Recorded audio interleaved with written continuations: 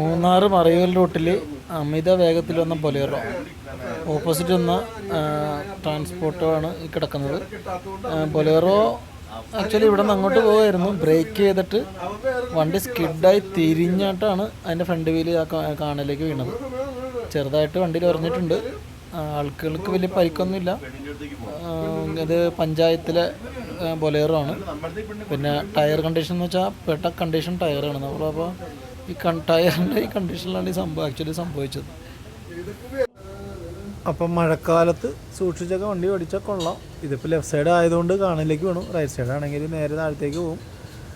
അപ്പോൾ കൊച്ചിയിൽ നിന്നെത്തിയ പ്രശസ്ത ചെക്ക് ചെയ്യുന്ന ആളാണ് കാണുന്നത്. പുള്ളിയുടെ നിർദ്ദേശപ്രകാരം വണ്ടി ബാക്കിലേക്ക് എടുക്കുന്നു. അങ്ങനെ വണ്ടിയിലേക്ക് ബാക്കിലേക്ക് എടുത്തിട്ട് അങ്ങോട്ടും ഇങ്ങോട്ടും വണ്ടികളൊക്കെ പാസ് ചെയ്തു. വലിയ ട്രാഫിക്കൊന്നും ഉണ്ടായില്ല. അങ്ങനെ ഇനിയിപ്പോൾ ബൊലേറോ പൊക്കേണ്ട ഉത്തരവാദിത്തം